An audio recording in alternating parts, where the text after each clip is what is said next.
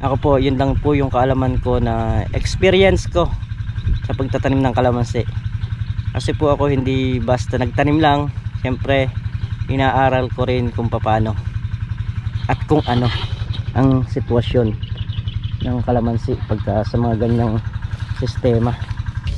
Nandito ako kasama mo, dito sa kabukiran mo. Miguelito. So good morning mga katrops, panibagong araw at panibagong pag-vlog na naman tayo. Bilagyan ko lang yung mga suha saka yung ay dalang hita.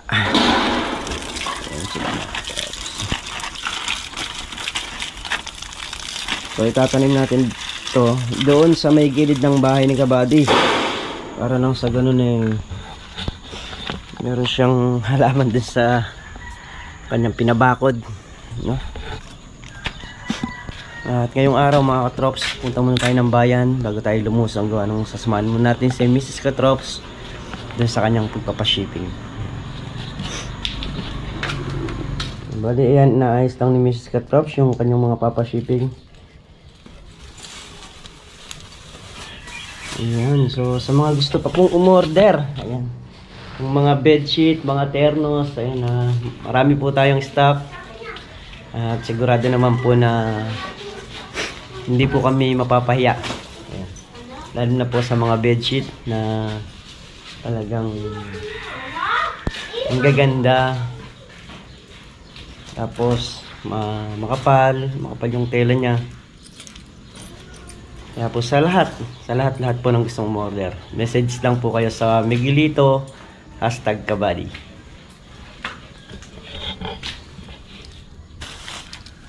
Naayos lang po ni Mrs. Katrops yung mga kanyang ipapashipping.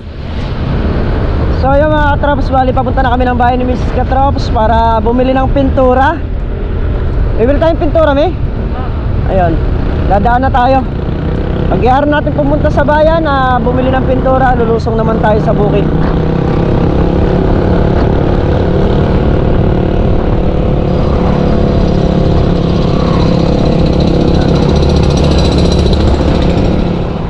Ayan, dito na tayo sa bilihan ng pintura mga katrops.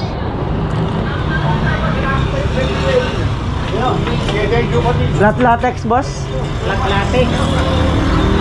Isang ganito. Ano, nakabalde. Ano pa?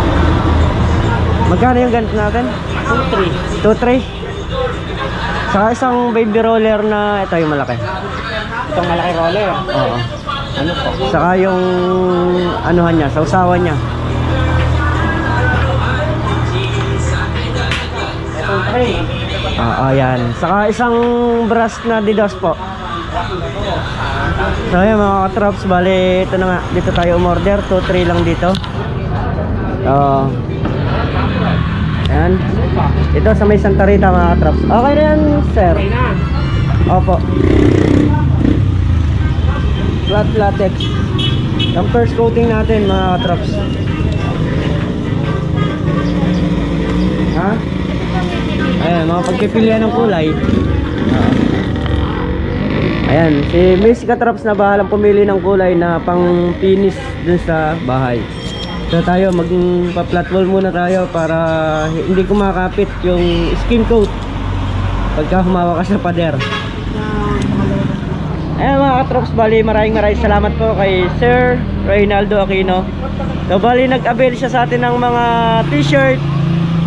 At yun nga daw pong sobra, ibibili natin ng pintura. So sir, ayan, naibili na po namin. Thank you po ng marami sa inyo. At Merry Christmas po. Ayan mga katrops, nakabili na nga tayo ng pintura. At bumili rin tayo ng baby roller, saka yung brush, para lang sa ganon anytime pwede tayo magpintura mga katrops. Pagka wala tayong ginagawa sa bukid, pwede tayo sa bahay. So bali hindi pa naman siguro ako makapagpintura ngayon, gawa nung lulusong pa ako sa bukid mga katrops para magtulos ng mga kamatis.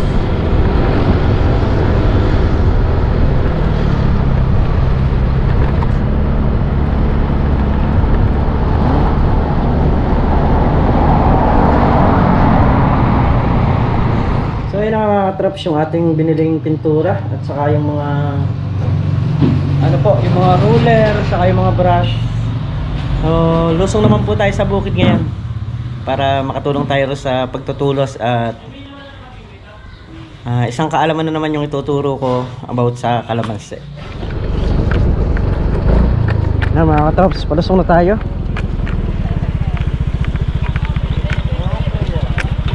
Ay.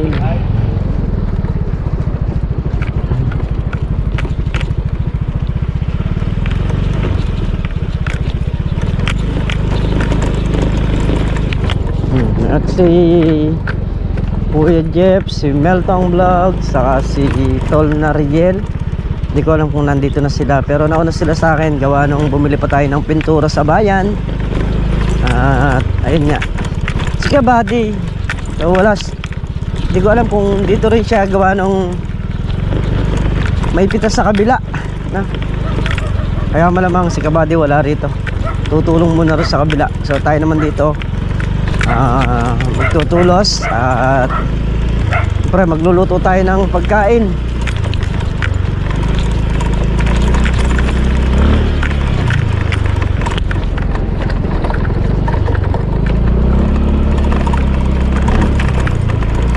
Para nang sa ganon kabilang bukid na sikasang parehas na sila Kuya Rodel, si Jane, si Bernard, si Kabady sa kabila. Tapos kami namang tatlong magkakapatid at si Kuya Jeff dito naman sa kabila.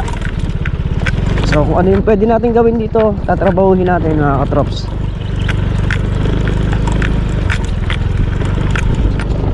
Alapay baretang matulis? Andun pa sa kabilang kubo.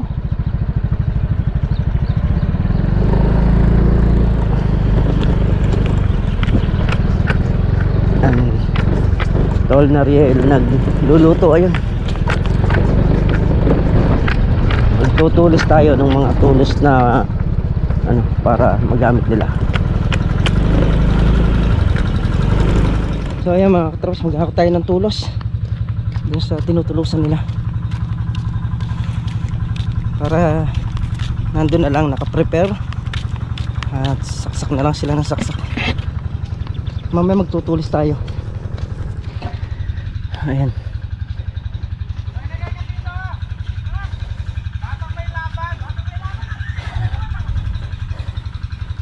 Ayan yung ibang tulos natin, magtutulis tayo ron. So ito mga traps, isang tip sa pagkakalamansi, no? Ay, excuse me. Nakikita nyo po, may bulaklak. Yan, may bunga rin siyang maliliit. Ito. So hindi po kailangan na magbunga agad o mamulaklak. Yan. Kasi po ito, ayan, bunga na kagad yung kalabas niya. Number 1 po yan. Aalisin natin yan mga katrops, yung mga bulaklak na yan saka bunga na yan, para nang sa ganon hindi na siya kakain ng pataba, mapupunta na sa mga sanga ng kalamansi. Yan. Yan na katrops. So isang kaalaman na naman po ito mga katrops para sa mga baguhan. So wala na siyang bulaklak, wala na siyang bunga, tinanggal na natin mga katrops. Yan, lalakarin natin yan mga katrops hanggang sa maubos natin yung mga bulaklak nya. Yan. So hindi pa naman ganun karami yung may bulaklak nyan mga katrops, pailan ilang puno pa lang din, pero mas maganda yung inaagad. sa mga sanga na mapupunta yung sustansya ng kalamansi.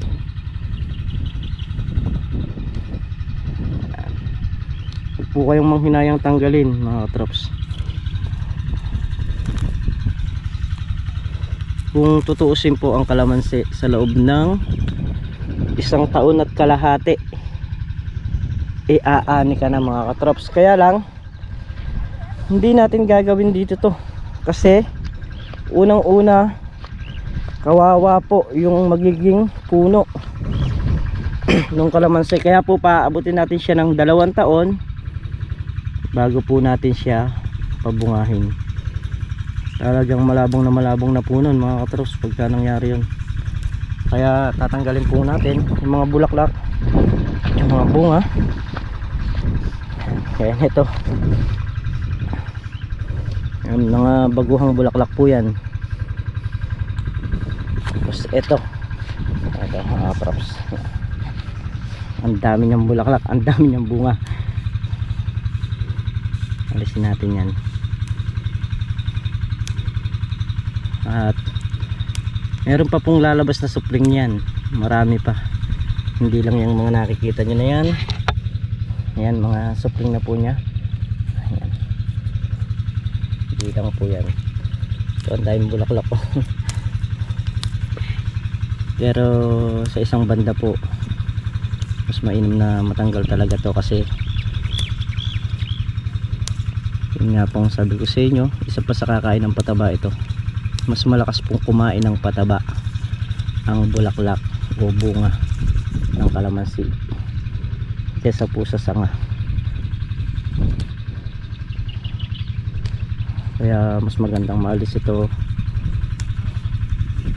para lahat sa supling pupunta yung sustansya ng kalamansi at madali siyang lumabong. Isang kaalaman lang po yan doon sa mga baguhan at doon po sa mga professional na nagtatanim. So ako po, yun lang po yung kaalaman ko na experience ko sa pagtatanim ng kalamansi. Kasi po ako hindi basta nagtanim lang, siyempre inaaral ko rin kung paano at kung ano ang sitwasyon ng kalamansi pagka sa mga ganyang sistema. Tanggal yan.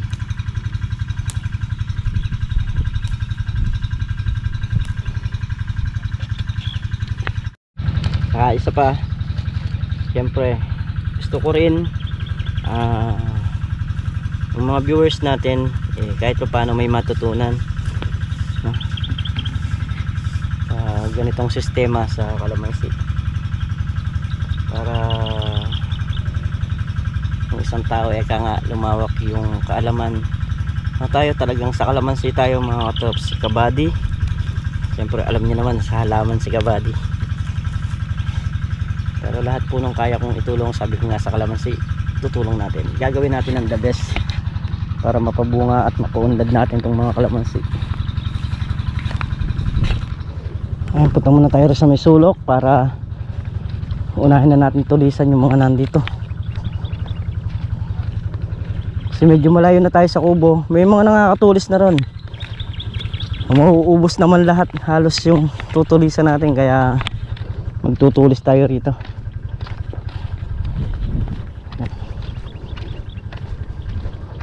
Ito yung mga tulos.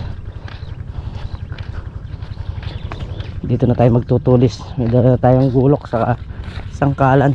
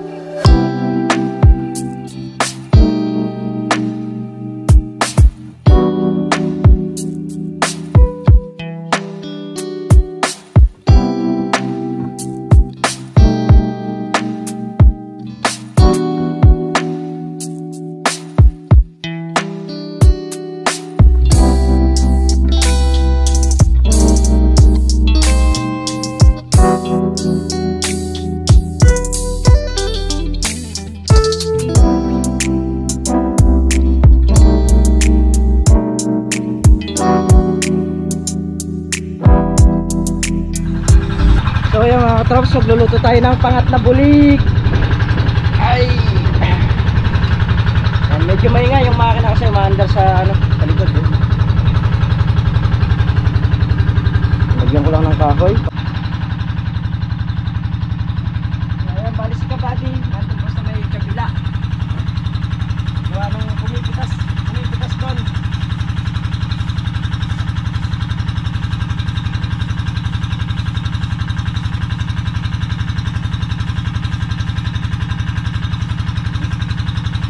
Kuyan ko lang to para makapag-almusal kami.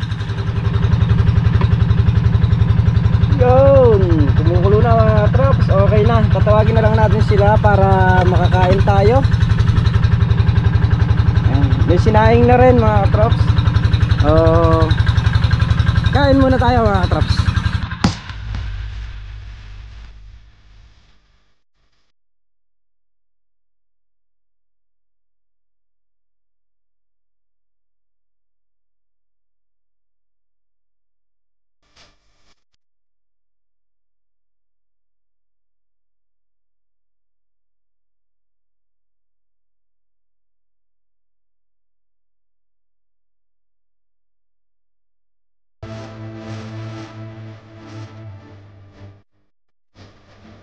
Ayun mga katrops, bali naubos na yung mga tinulisan natin. Magtutulis ulit tayo. Nailagay na nila. Ngayon, tapos na tayong kumain. Tulos ulit.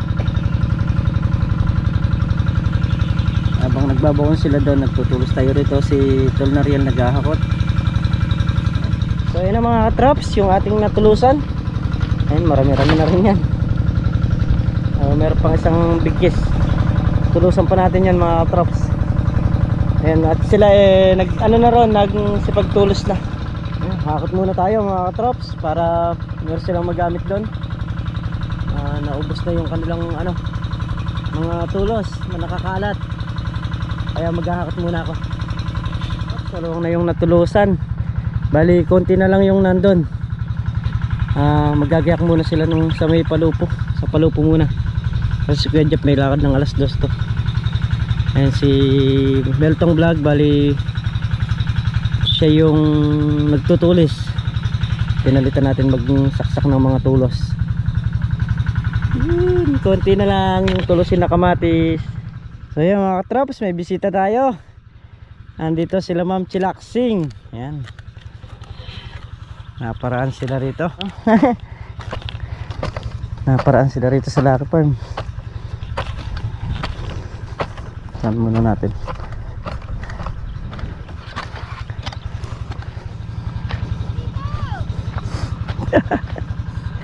Aray.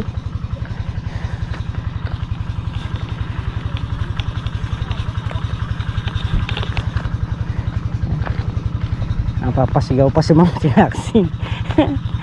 Ay.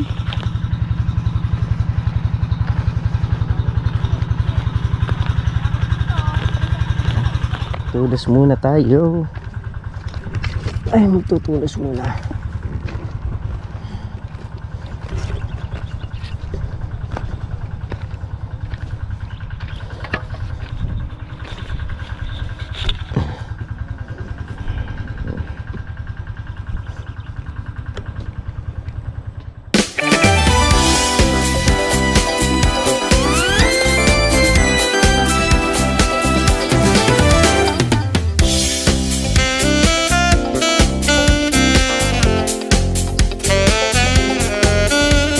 Ayun na mga katrops, dito sa may dulo natapos ng tulusan yung talong, ay yung kamatis. Kaya mga katrops, pauwi na kami.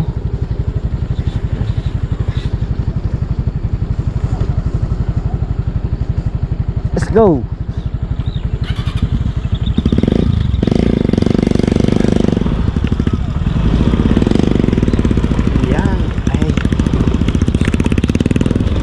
Uli mga katrops.